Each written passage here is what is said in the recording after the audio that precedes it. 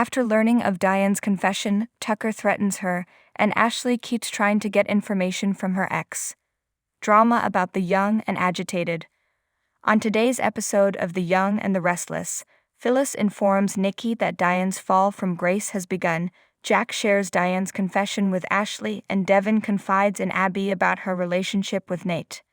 In a confident stride, Phyllis enters the ranch and tells Nikki that she can't believe what has transpired. At Jebat, something happened between Jack and Diane, but Diane has no idea what it was. Something significant appeared to be taking place. As Jenkins began sobbing, incredulous, Nikki lets out a gasp. Phyllis is confident that whatever happened was significant. Nikki wishes she had gotten the dirt right then and there. To her, that encapsulated the essence of her role at Marchetti. Phyllis, in her justifications, asserts that Diane is about to explode.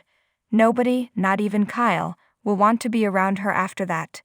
Nikki says she wants Diane gone to help the town as a whole, but she knows it will hurt Phyllis the most. Phyllis says the woman devil is a problem, and she'll exploit every edge she can get. "I just want my life back," she sobs. While imbibing at the Abbott mansion, Jack thinks back on the story Diane told him about her time as a money mule for Jeremy. She and Tucker only knew each other by chance. He pressured her into following Ashley after they happened to run into each other. His sister comes in and demands to know what's going on. She, Nikki, and Phyllis were right about Diane, he now admits. He tells her about the arrangement he made with Diane and Tucker, and how Diane used him to gain influence in their life. Ashley is shocked to learn that Tucker has always been obsessed with her. She doesn't mind at all if Tucker pries into her personal life, but she is outraged by the way they took use of Allie's grief for their own gain. "You must be livid," she figures. Jack, who is pouring himself a drink, says he is unsure of his emotions. He was taken aback by this. The absence of Kyle is a relief for him. This will absolutely crush him. Diane's involvement in the family, according to his sister, has gotten out of hand. She can't help but think there's more to her story they don't know, and she's perplexed that he keeps giving her the benefit of the doubt despite this. Jack does not believe that she intended any harm. The group would benefit from more background material. Ashley intends to keep Tucker in the dark for as long as possible. During his time at the 2022 Daytime Emmys with Lindsay Arnold, Jack remembers one of Diane's previous confessions that left him in tears. He keeps thinking back to her expressions of gratitude and the assurance she felt in his presence. He comes to his senses as he recalls the moment they kissed.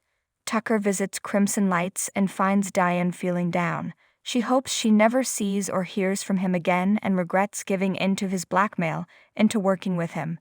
They had a sit-down conversation in which she freely acknowledges that she acted prematurely since she knew they were going to be discovered soon. Damage limitation. She told Jack about the shadowy portions of her existence in Los Angeles. As he takes a deep breath, he tells her that he provided everything she needed to re-establish contact with her kid. She should feel bad about herself for not being able to keep her mouth quiet. Diane says he coerced her into breaking their agreement. Tucker warns that Jack will likely spill the beans to Kyle and the others on all she told him. He cautions her by snapping the stir stick. She continues fiddling with that everyone will continue to believe she is a liar and manipulator for her own benefit. He can forget about mending fences with Ashley now that he's had this encounter with her. He has no intention of giving up on his ambitions. Diane just wanted to get something to Jack, even if it was for a lesser stakes purpose, she adds. He calls it a bad choice all around, warning that it will destroy everything she has worked for. She assures us she will keep things under control. She believes Jack will be sympathetic and will work with her to keep her connections with others strong. McCall has trouble accepting that as true. No one, especially Jack, will ever look at her as a victim. He is certain of it. Right now, she should be most concerned with how he perceives her. "The current state of my mind is that you are a liability," Tucker replies. She advises breaking up, but he hasn't given up on her yet. Ashley texts him, suggesting they get a drink together. Tucker expresses to Diane his sincere wish that Jack hasn't shared any details about their conversation with Ashley. He will make her life difficult if he is responsible for cleaning up this mess. Phyllis will drop over when Diane is alone to see how she is doing. With a question like, "What did you do to screw up this time?" she is sure to get an answer. In response to Diane's vulture comment, Phyllis insists she has done everything in her power to maintain the peace. Diane finds the whole thing to be really absurd. Divan apologizes to Chance and Abby at the glam club for the trouble he caused with Nate earlier. Abby is perplexed as to what might have caused such a tense situation between him and his cousin. According to Devon, this explosion was a long time in the making. They won't be able to come to an agreement. That which has been damaged cannot be restored. If he's dampening their romantic evening, he's sorry. To his surprise, Chance receives a text message from the radio station. His presence is required at a crime scene. He tells her he will make it up to her later and then leaves. Abby is sitting on a couch, and Devon eventually comes over to join her. After a short discussion about Tucker's homecoming, she shifts the conversation back to their long-running rivalry. He explains he's not my COO anymore. They've seen that he's not a good fit for the team. The implication that he is squeezing the life out of the business and incapable of having a relationship with an equal because he is clinging so firmly to his memory of Neil bothers him. Abby finds it hard to believe that, but she also wonders why it upsets him so much if it isn't true. Maintaining his business as a memorial to Neil is only natural.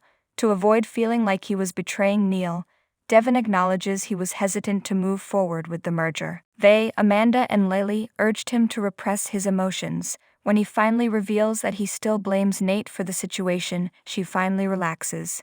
Yet, she stresses that there are always two sides to an issue. Chance watches as she wraps an arm around him from the doorway. He waits for a bit, then cuts in. His wife enthusiastically announces her surprise at his return. Onto the dance floor he brings his wife. Abby is concerned as Devon takes off. Lily goes to Billy's club, Society. He's had a bottle of champagne waiting for her and hopes they can use the evening to toast his impending departure from Chancellor Winters.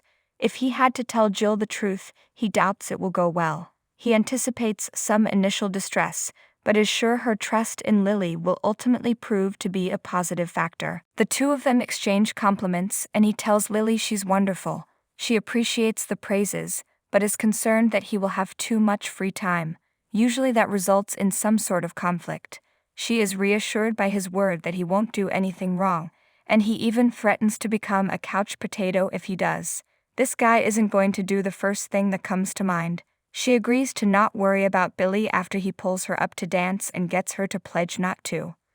Ashley walks in and says she has someone to see. Billy is shocked that she is going to meet Tucker, and he is not happy when he sees him walk in. Both Billy and Lily leave at once.